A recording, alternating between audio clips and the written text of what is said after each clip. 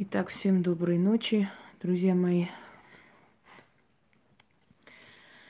Последние события заставили меня, это действительно так, заставили просто буквально выдать моим зрителям очень многие тайны мастеров, которые, может быть, я намеревалась постепенно вас с этим ознакомить, но не сейчас. Как бы там ни было, время пришло, видимо, и я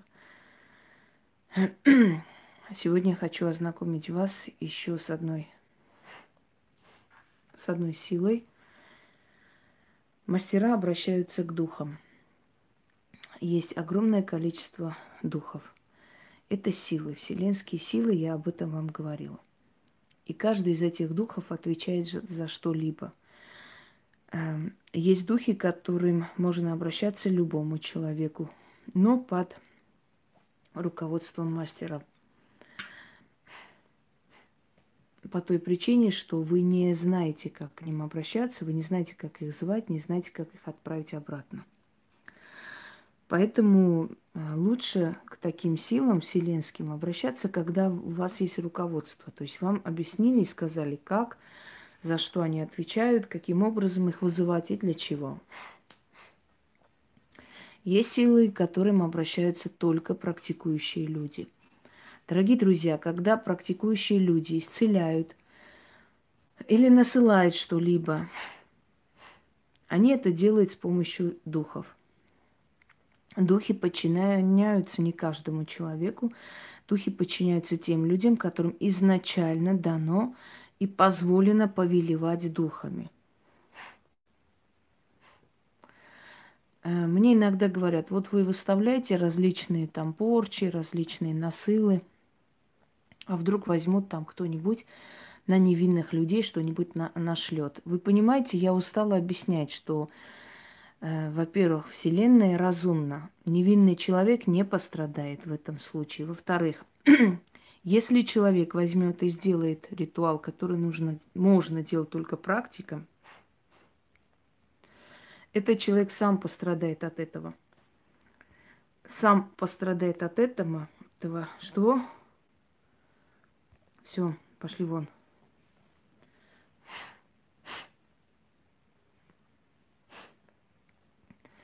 И он не сможет навредить никому. Это ответ на ваш вопрос. Вчера я выставила фотографию 11-летней давности и написала, что вот такая я приехала в Москву. Естественно, нашлись тупые существа, которые написали всякую ересь. Вот одна, например, сказала, а что, ведьма может колдовать только в Москве? Послушайте, живность. Я не сказала, что я приехала в Москву для того, чтобы колдовать здесь. Меня знали еще до Москвы. Я сказала, что я приехала в Москву, но это не говорит о том, что только в Москве можно заниматься магией или только в Москве бывают колдуньи. Я хотела покорить этот город, потому что это сильный город для сильных людей. И моя цель была Москва. Я так хотела, я давно это хотела. У меня были видения, что я буду здесь жить. И я сюда стремилась. Не потому, что только в Москве можно колдовством заниматься, а потому что я хотела именно в Москве жить. Москва стала моим домом. О чем вообще речь? Понимаете, вы реально недалекие, нищие духом существа. Если человек сказал, что я приехала в Москву, это не означает, что она сказала только в Москве можно и так далее. Если еще раз кто-нибудь мне советы раздаст, кому что насылать, не обижайтесь. Я сама знаю, что я должна делать. Следующий момент. Когда я напоминаю, что я этот ритуал дарю в момент войны, потому что пройдут годы, люди откроют и не совсем поймут, о какой войне идет речь. Так вот сейчас 2020 год, и Азербайджан напал на маленький Арцах, пытаясь покорить. Напал не только он, напала и Турция, напала вся эта свора Шваль Игиловская. Потому что те ребята, которые гибнут, я пару человек вам всего лишь приведу в пример. Один из них певец, замечательный мирового уровня. Второй был изобретатель. Третий начинающий писатель. Вы представляете, какие люди гибнут? Просто цвет мира. Люди, от которых этому миру было бы столько толку, вот точно так же, как и в 15 году погибали врачи, учителя, ученые. Их убивали кто? Свирепая толпа кочевников, безграмотные твари. Вот то же самое происходит сейчас. Вот безграмотная толпа ИГИЛа, всяких отморозков, всякого мусора со всего мира убивает просто цвет мира. И вот я смотрю кадры с их перестрелками оттуда, и я смотрю, и я понимаю, что эти ублюдки пришли на нашу землю как на охоту, понимаете, на охоту над людьми просто. Охота для них – это развлечение, стрелять, убивать население. Самое омерзительное, что на днях было достигнуто перемирие якобы на один день для того, чтобы рты закрыли сейчас про книги и все такое. Вы меня поняли или нет? Специально, значит, согласились на перемирие, чтобы в дома вернулись люди, чтобы побольше людей было там. И чтобы по ним стрелять и убить больше народу. Такое ощущение, что вот кочевые нации, абсолютно ничего из себя не представляющие в нашем мире, вы вообще заметили это, начали ненавидеть и истреблять древние народы. У них ненависть и зависть к древним народам, понимаете? Вот. И когда уже их начали возить в этих машинах грузовых до дому, кстати, они начали прозревать, начали понимать, что уже больше 10 тысяч жертв с их стороны. Я говорила и повторяюсь, их больше 15 тысяч. Вот придет время, вспомните мои слова. Вы знаете, что я никогда просто так не скажу, чтобы лишь бы что-нибудь сказать. Вы знаете, что я всегда скажу правду. Жертвы Азербайджана более 15 тысяч. Теперь представьте какое-то огромное количество людей. Это просто дети. Дети, которых пустили на мясорубку. Вот и все. Это основное количество, это дети. Основное количество это талыши, это лезгины, это аварцы, которых кинули на мясорубку. Убили 2 зайцев и от них освободили территории, и их цвет нации загубили, собственно говоря. Теперь послушайте меня внимательно. Когда мы с вами начали изначально эту работу, я помню, что многие смеялись, многие заходили, смеялись, о, хе-хе-хе, какой вы там делаете ритуалы, да что вы с нами сделаете, мы сейчас всех убьем, перебьем. Ну да, фейками, они каждый день фейками берут какие-то города.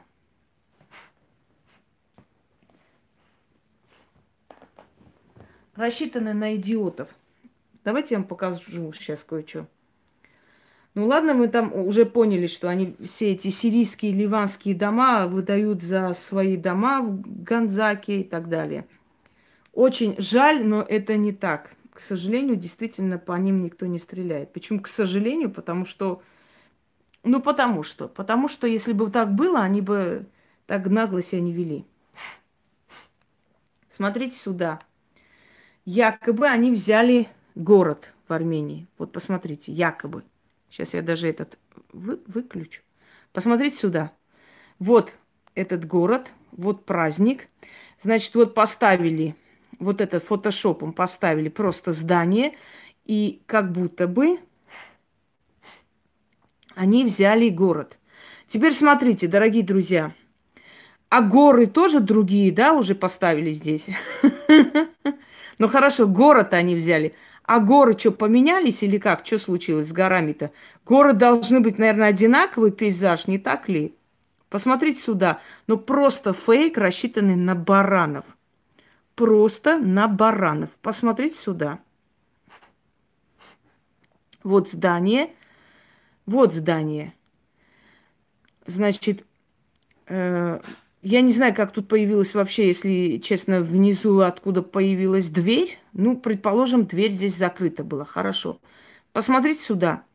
Ну, ладно, они взяли. Вот он, город, если взяли. А здесь что? Это что за горы? Это что за заборы? Это что вообще происходит? Это говорит о том, что это фейк. Понимаете, что это народ свой держит за баранов. Когда мы пытаемся до них достучаться и объясняем им, говорим, когда вы очнетесь, будет очень страшно и горько, потому что это неправда, никакие ничего. Старые кадры с этих войн берут, старые кадры разрушения, которые армяне сняли, показали там в 90-е годы, ну ладно, там 2000-е годы, много же стреляли за эти 30 лет. Вот эти старые кадры берут и показывают якобы, вот мы уже взяли, понимаете? Дальше. Мы сейчас не об этом. Мы уже все поняли, что они из себя представляют, и весь мир понял. Может, это и к лучшему, потому что весь мир просто понял, с кем имеет дело. Когда мы с вами только начали проводить эти ритуалы, внизу очень много было хихиканий, очень много было смеха и очень много было издевательств, да? Мол, вот мы идем, мы сейчас возьмем Карабах, а ты сиди колдуй, хи-хи-хи.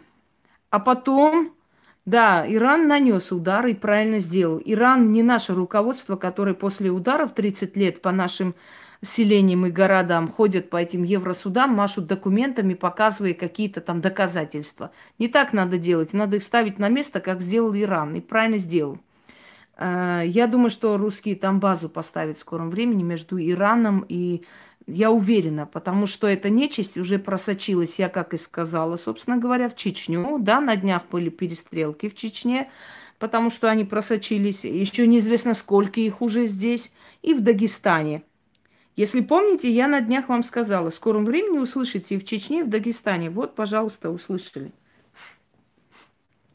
Тут даже ясновидцам быть не надо, чтобы понимать, куда они первым делом пойдут. Вот в эти страны. Потому что когда некоторые пишут там, да нам пофигу, там армян убивает, да нам пофигу, вам не должно быть пофигу. Потому что это у вас перед носом, вот прямо здесь, буквально 2 часа на самолете, вам не должно быть пофигу, понимаете?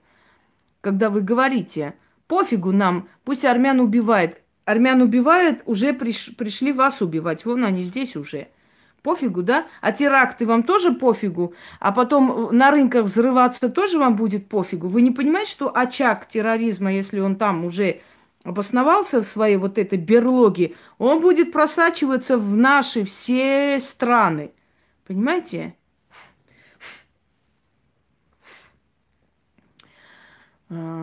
Персиане– это древний народ. Да, у персов тоже были завоевательские войны, как и у всех народов, но персы никогда в жизни не испачкались геноцидами народов.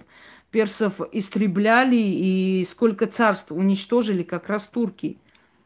Персы нигде никогда не испачкали. Это древний народ. О чем тут говорить? Это древнейшие народы, персы. Те же продолжители персов, один из персидских народностей, это таджики. Таджики вообще, знаете, что означает в переводе от слова тадж? На армянском так вообще-то. Корона, коронованные. Поскольку эта местность принадлежала именно исконно ахименидам, потом саманидам, сасанидам, это персидские цари, шахи. И вот эти земли их называли коронованные, то есть они принадлежат именно непосредственно напрямую короне. Так что таджик означает коронованный. Ну, так же, как и слово тадж-махал, тоже персидское из фарси, означает венец дворцов. Венец всех дворцов, Тадж-Махал, если что. Ну да ладно. Так вот, мы идем к тому,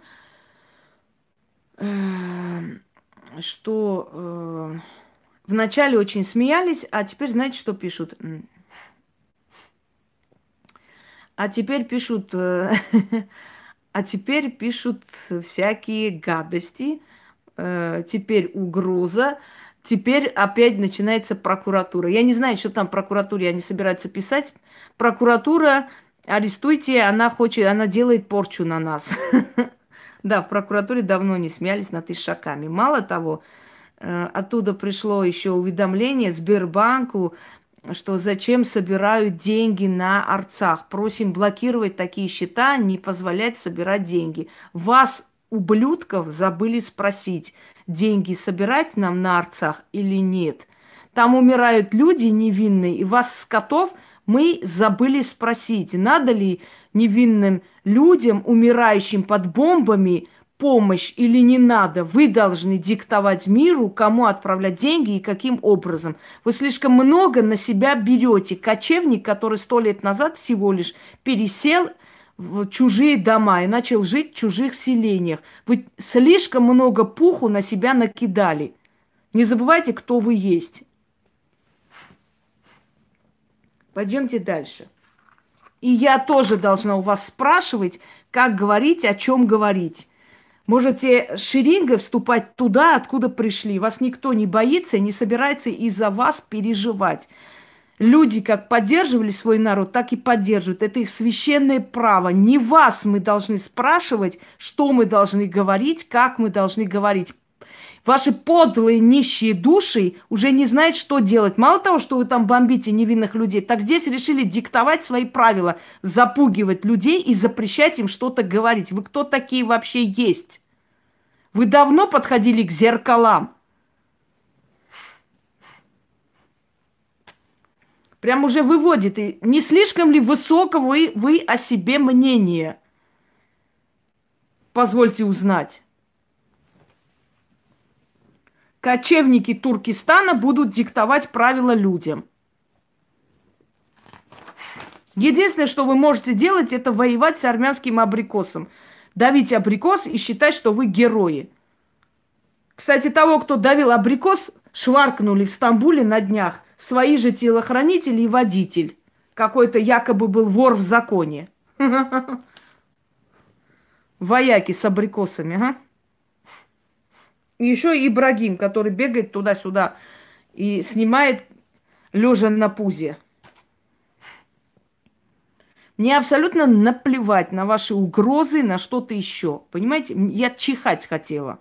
Я имею полное право говорить то, что считаю нужным и правильным. Вы решили теперь людям еще рот затыкать. Сидят вот этого журналиста, значит, закидывают угрозами, сидят еще что-то. Вы кто вообще такие есть? В собственной стране людям угрожают убийством. А вы не боитесь, что вас в охапку соберут, просто посадят на самолет и ёбан забитые ваши края, иди воюй, раз ты такой воин?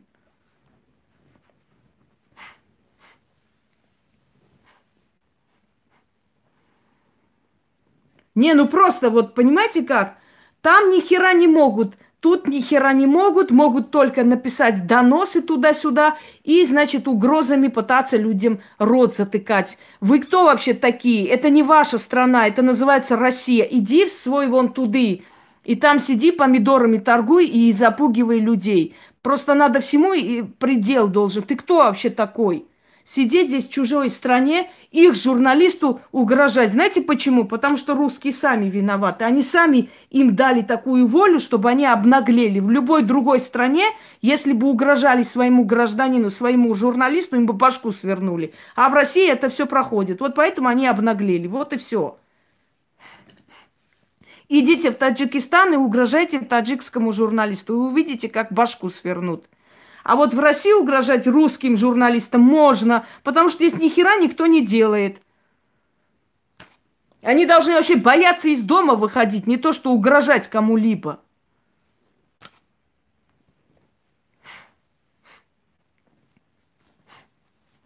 Человек пошел, снимает войну. Он ничего плохого не делает. Он показывает. У них журналистов не пускают, запрещено. Так более того, они целятся именно на журналистов, чтобы убивать, чтобы правда не была видна нигде.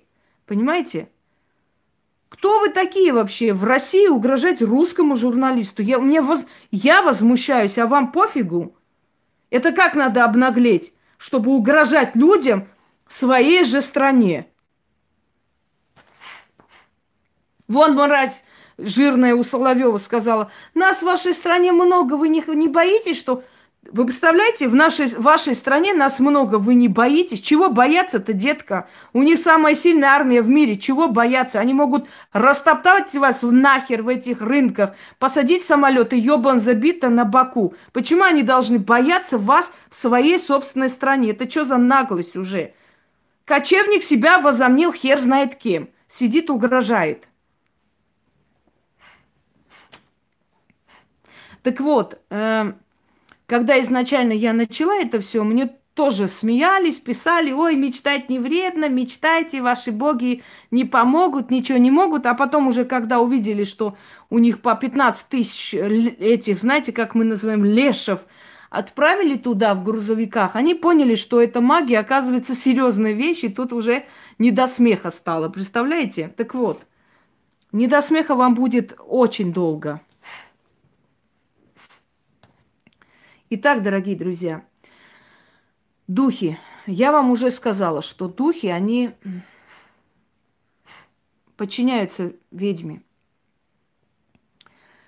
И с каждым духом есть особая работа. Если мы насылаем что-либо или снимаем что-либо, мы делаем это с помощью духов. Сегодня я хочу вас познакомить с определенной сущностью, духом, который называется тиница. От слова тина – запутанность. Ну, тина, вы знаете, что такое, да? Это в основном в болотистых местах. Ну, в общем, тина – это растительность такая. Но это слово растительность, вот эта растительность тина, она пришла издревле из названия духа. Здравствуйте. Путаница. Многих людей тина может потянуть на дно, если запутается вокруг ног. И таких случаев в мировой истории очень много. Так вот, друзья мои, тиница – дух, который насылает безумие или снимает безумие. То есть дух, который может и привести к безумию, но и снять безумие. Так вот, когда... Вообще духов различных аспектов множество, но когда мы хотим наслать безумие или снять безумие, мы обращаемся чаще всего к тинице. Так вот, тиница, его еще называют владыка разума. Вот человек с ума сходит, человек наркотой балуется, хотя редко, очень редко я берусь за такие вещи, но в любом случае. Вот у человека разум, как в плену у злых сил, не темных. Темные силы – это всего лишь силы мироздания. У злых сил. Так вот, у человека разум в плену у таких сил. Они его путают, уничтожают, ведут к бездне. Тиница, он может убрать эти силы, а может наслать эти силы. Понимаете? Вот с помощью тиницы насылали алкоголизм, безумие, сумасшествие. Или снимали это все. Но я надеюсь, что вы поняли меня. Так вот. Я этот ритуал сейчас дарю только тем людям, у которых цель остановить войну. Вот так будет правильно. Тем людям, которые хотят сделать именно для остановления войны. Становления, извиняюсь. Но мы оставим сейчас Америку и всех остальных. Забудем. Так вот. Этот ритуал для практиков. И только для практиков. Если практик хочет наслать безумие на толпу врагов, практик это сделает с помощью тиницы. Но для обычных людей Тинница, обращение к тиннице, а именно вот этот ритуал тем более, только в том случае, если вы просите остановить войну. Войну, военный конфликт, гражданскую войну, нападение. И только в том случае, если нападаете не вы, а нападают на вас. Некоторые мне говорят, вот ваши враги возьмут эти ритуалы, да и сделают. Ну и что? Оно им не подчинится, сделает им еще хуже. Оно не подчинится, потому что мои ритуалы, они направлены на справедливость. Нет справедливости в том, чтобы напасть на мирных людей и убивать. Нету в этом справедливости. Никогда не было и не будет. Понимаете? Нету. Справедливость только тогда, когда на тебя нападают. Вот и все. Вот Нахичеван армянская земля, Ганзак армянская земля. Нахичеван отрезан от Азербайджана, вообще коридора нет, ничего нет. Он через Персию и Турцию туда добирается. Нахичеван наша земля. Справедливо напасть на них и забрать свою землю? Может быть и справедливо, но поскольку там люди живут, там живут люди, живые люди, у которых дома, у которых селения, города, мы этого не делаем. Хотя она отрезана от Азербайджана и прям к нам прилеплено. Мы можем в любой момент напасть, они все убегут, разбегутся и забрать. Справедливо, это наша земля, это наш, вот знаете, это земля наших предков, и название армянское Нахичеван, что означает первоприход человека. Там первый раз, по легенде, Ной спустился на землю. Но с другой стороны, дети, которые там выросли, они виноваты в этих исторических спорах? Нет. Люди, которые там живут, они виноваты в исторических спорах? Нет. Так как пойти убить людей, говоря о том, что это наша земля, отдайте? Понимаете, о чем речь? Поэтому эти ритуалы помогают только тем людям, которые во благо хотят. Даже зло во благо использовать, даже безумие на врага для того, чтобы остановить убийство целого народа. Так вот, этот ритуал можно использовать как сейчас, так и для Донбасса, так и для других регионов, там, где бомбят, убивают мирных жителей. Наслать на них безумие. Каждый вечер выходить, то есть ночь, извиняюсь, каждую ночь проводить это. Проводить, пока это не закончится. Сколько угодно хотите, проводите. Но когда война закончится, когда конфликт исчерпается, больше тинницу не зовите. Поняли меня? Почему я говорю вам? Вы должны нацеленно на что-то сделать, направить на врагов такой-то страны, на наших врагов, те, которые живут в Степанакерте или в Армении, они говорят на наших врагов, потому что это уже лично их враги. Они уже получили сполна, и очень получили. И слава армянскому солдату, и его силе воли, и тем родителям, которые, понимая, куда отправлять своих детей, отправили и спасли нашу нацию. Потому что все сделано. Осталось поставить точку, признать Арцах независимым, чтобы больше эти кочевники не смели туда нападать. Это нужно делать сейчас. Иначе опять через 20 лет они окрепнут, снова придут разрушать наши города. Смысла нет каждый раз останавливаться. Каждый раз хватит, все, остановились. Значит, понимаете, как змея, она будет отдыхать, отползать в свою нору, там наберет сил, потом снова придет жалить. Змею надо давить раз и навсегда. Просто давить голову, после этого можно спокойно спать.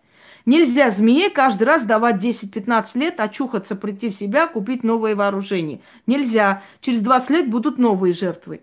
Сколько можно отдавать жертвам? Вы понимаете, сколько можно тысяч жертв отдавать? Этот вопрос должен быть решен раз и навсегда. Опять напали, опять не смогли. Эрдоган уже грозится Греции, уже вообще долбанулся, уже крыша поехала по полной, уже Греции грозится. Он забыл, кто такие предки греков.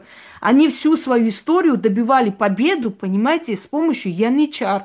Янычары – это дети других народов.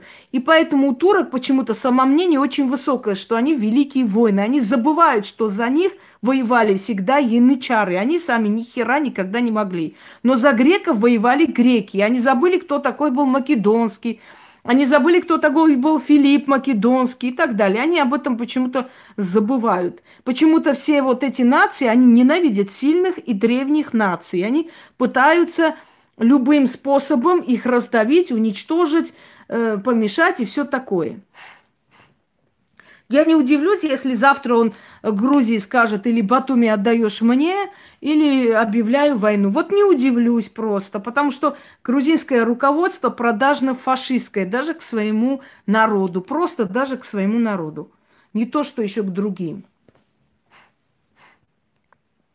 Но я сказала, если вдруг он вообще решит затронуть, то есть Грузии, да, Грузию, извиняюсь, Грецию, я точно так же соберу людей и буду делать ритуалы во имя Греции. Это даже не обсуждается. Самые ближайшие родственные народы – это армяне, греки, итальянцы и индусы. Это по генетике одинаковые народы. Это уже доказанный факт давно. Вот это родственные народы. Они как дети нескольких братьев. Так получается. Так вот, грузины, да, Илона, грузины отправляют и гуманитарную помощь, грузины и против вот всего этого. Я же не про грузин говорю, я говорю про Грузию, грузинские власти, фашистские конченые власти, которые уже свой-то народ достали. Вы не представляете, что делается в Грузии. В Грузии вообще такая молодежь пошла. Это писец, это абсолютная развязанность. Они рушат просто свою нацию, свой народ. Мне очень больно это говорить, но это правда. Никто не сказал за грузин. Огромное количество грузин, которые всегда были за нас. Но грузинские власти – это шлюхи, абсолютно конченые. Это уже не первый раз. Первый президент Грузии Гамсахурдия вообще ограбил и убежал к Дудаеву. Вообще супер мужик. Все ограбил, всю казну Грузии с собой вывез. И себя называл просто очень сильным патриотом. Сильнее его, но просто патриотов нет. Следующий Саакашвили пришел, и что он сделал? Окончательно просто молодежь отвез туда, убил, уничтожил, закончил на этом. Это, ну, это просто... Поэтому недавно видела, как две армянки, якобы про грузин, там что-то сняли. Дорогие друзья, это азербайджанки, это не армянки. Это все вранье, не верьте этому. Это специально делает, чтобы сеять ненависть. Я помню, как одна шалава тоже: ой, мусульманки, не носите платок, зачем вам это надо? А потом нашли ее, бакинка. Срочно армянка оскорбляет мусульман, срочно шок. Они же любят так писать. Срочно шок, ужас, посмотрите. Это не армянки. Даже по акценту можно понять, что это не армянки. Понимаете? Даже по акценту, не то что по лицу. По акценту можно прекрасно понять. Это не армянки, это провокация специальная. Да, они просто, знаете, бензин подливают в огонь специально. Мол, вот, пускай вот так вот будет. Не поддавайтесь, конечно, подлые. Но мы не удивляемся, мы же с этим стадом уже живем 100 лет рядом, поэтому нам удивляться нечему.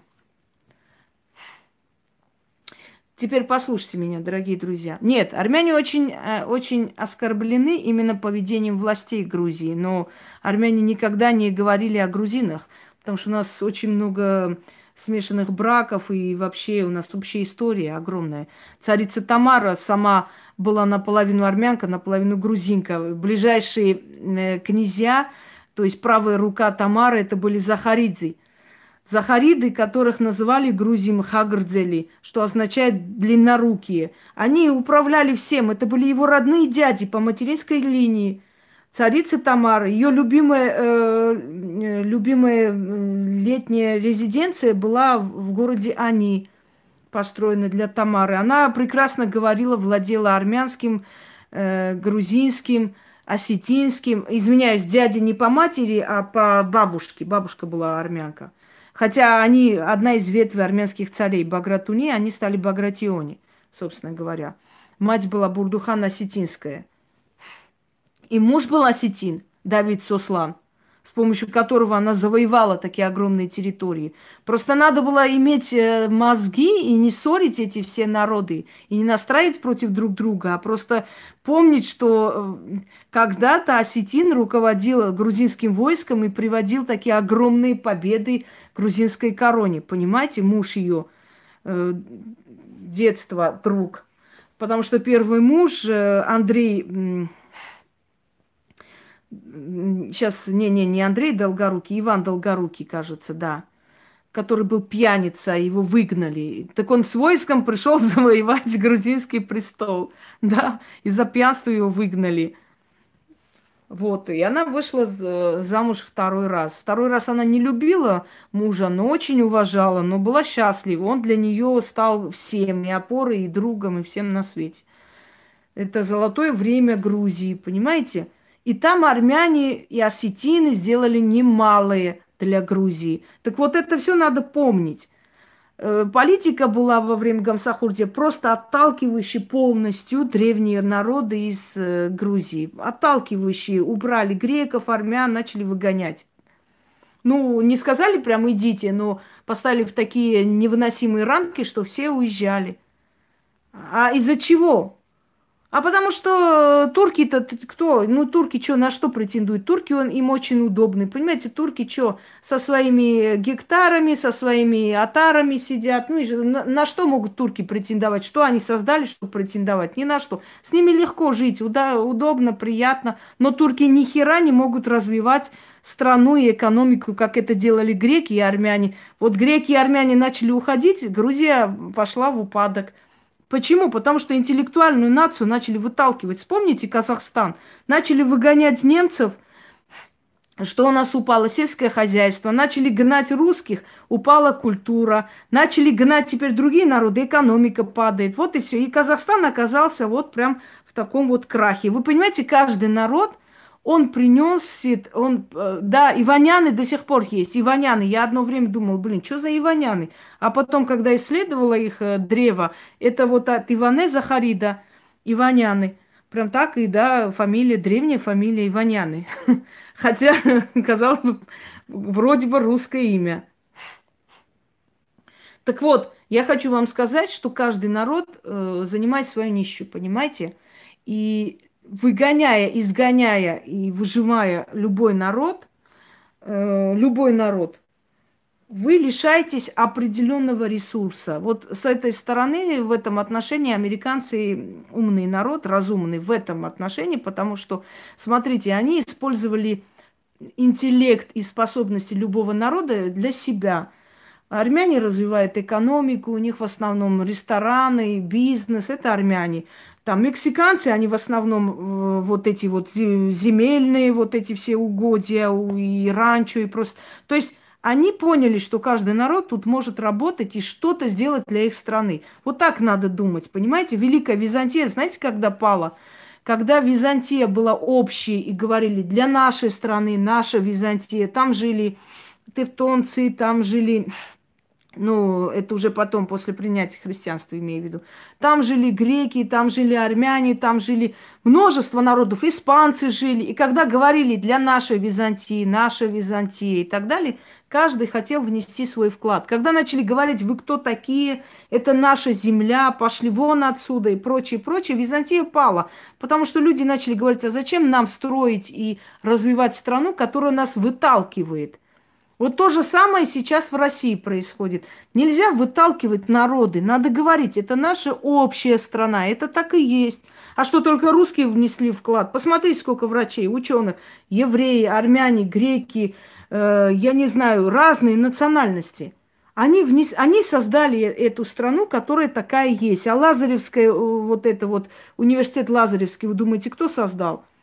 А Ваганьковское там театральное там училище и так далее.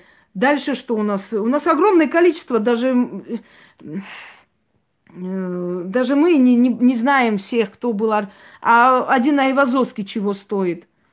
Как он был почетный гражданин Феодосии, когда царь, по-моему, Александр I или Александр II, я сейчас не помню, нет, второй, он сказал, если я царь на суше, то ты царь морей. Вот он так отозвался об Айвазовском. Понимаете, ну, Екатерина Великая была не глупая женщина, которая поощряла все народы и всем помогала, и приказывала ко всем народам одинаково относиться. Когда вы говорите «наш дом», «наша Россия», «наша страна», мы все хотим ради нее сделать. Когда вы говорите «вы здесь никто, идите отсюда», мы думаем, блин, развивай эту страну, делай, вкладывай, дай столько этому народу, а завтра тебе говорят, пошел вон отсюда, ты здесь никто. Понимаете? Это очень глупо, реально. Надо совершенно по-другому строить политику. Так вот, давайте вернемся все-таки к Тиннице. Я человек такой, много знающий, поэтому многое объясняю. Так вот, Тинница, дух. Дух, владыка разума, дающий и отнимающий разум. Дорогие друзья, если вы хотите отнять разум, поссорить врагов, чтобы у них не было общности, потому что всегда сила в общности, вы знаете об этом. Если враги жрут друг друга, уничтожают, у них не будет никакой победы, никакого успеха в том деле, в котором они затеяли. Значит так, если вы хотите помочь какой-либо нации выиграть войну, вы должны сказать на врагов такого-то народа, на врагов там Донбасса насылаю, на врагов таких-то насылаю, понимаете? И когда это все решится, закончится, вы больше не должны трогать этот ритуал. Но практики это используют, если хотят наслать безумие, если хотят кого-то опозорить, если хотят, чтобы люди над кем-то смеялись, столкнуть врагов, когда они друг на друга кидаются, понимаете? Теперь, самые главные правила. Во-первых, нужно взять белый материал, можете белую простыню, просто белую простыню, без ничего. Это раз. Вы должны окутаться в эту простыню и снять все свои одежды. Это два. Да, без ничего, просто взяли, окутались в эту простыню, как римские цезари, и встали. Потому что ваша энергия должна быть абсолютно открытая. Если вы хотите, чтобы этот удар быстро пошел, ваша энергия должна быть открытой. Вы должны просто обнажены перед духом, но окутаны в белое. В руке держите или черную свечу, или белую восковую свечу. Это не имеет большого значения. Дальше. Открывайте окно. Стоите возле окна. Вы должны быть одна. Никакого электрического света быть не должно. Так вот, с 00 до 03 ночи.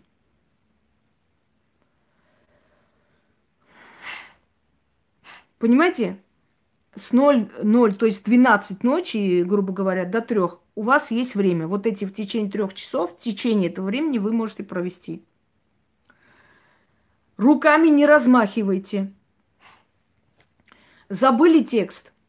Начните снова спокойно, без нервов, без каких-то там дрожек в голосе. Не переживайте. 6 раз начитывайте и тушите свечу. Эту свечу можно использовать столько раз, сколько нужно. Итак, зажигайте свечу. Точнее, имею в виду, пока не догорит. Когда это все закончится, окончательно решится, вы должны делать хороший подарок кому-либо, кому хотите. Красивый, хороший подарок. Да хоть свое можете взять и отдать. Я не знаю... Чего?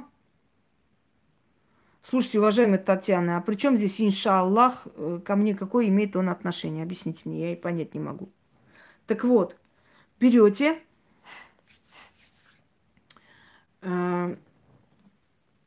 и дарите кому-либо что-либо красивое. Ну, шаль подарите, я не знаю. Ну, подарите там красивый пояс, ну, подарите какой-нибудь сувенир, ну, что-нибудь подарите кому-нибудь. Вы откупаетесь таким образом, отдавая кому-то подарок. Своим нельзя, своим кровным нельзя, своим маме, бабушке нельзя, потому что, знаете, это не считается. А вот считается откупом, если я там моей маме деньги отправляю? Нет, это не откуп, это твоя обязанность. Откуп – это когда ты отдаешь от себя, отрываешь и жертвуешь, понимаете? Это получается, как муж жене сказал: ой, я тебе такой хороший подарок принес вообще на день рождения, прям хорошую сковородку. Понимаете, это не есть подарок, это есть в семью, из которой он тоже будет есть. А вот откуп, дар – это когда ты отдаешь кому-либо от себя. Я надеюсь, поняли. Итак, начнем. 6 раз. Если вы читаете, если на вас напали, если напали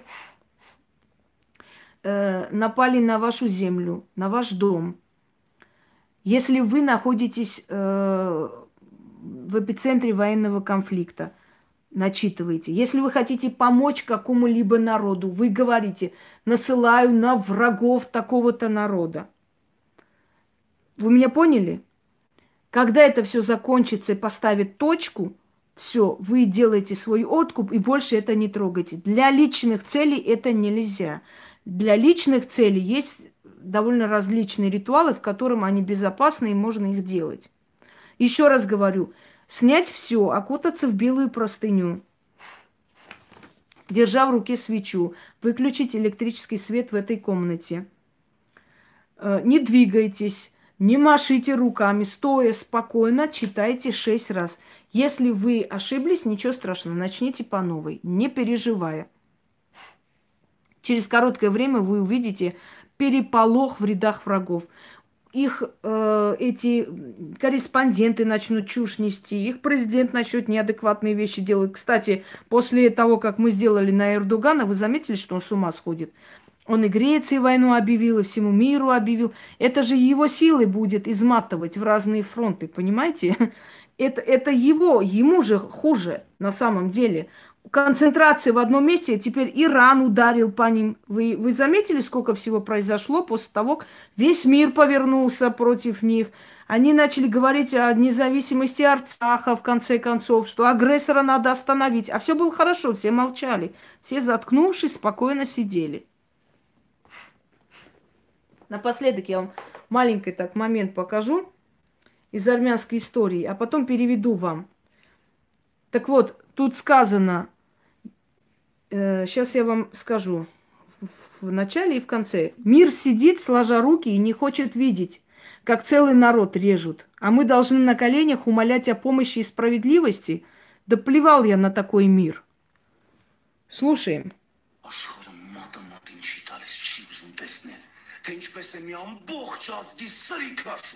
Իսկ մենք պետք է չորեքթաթ ողորմություն ու արդարություն խնդրենք, հա?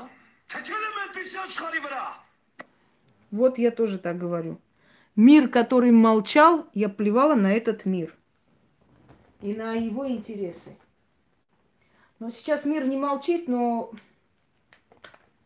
уже когда столько жертв. Итак, начинаем.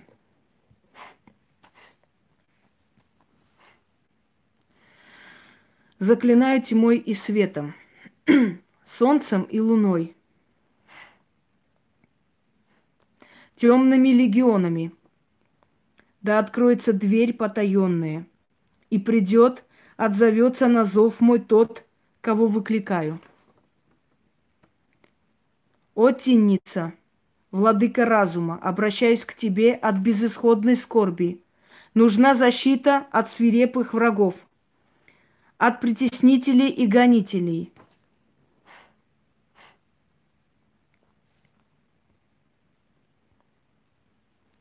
Внемли моей просьбе. Великий дух, древняя сила, помоги. Нашли на врагов моих безумие. Здесь говорите, на врагов такого-то народа.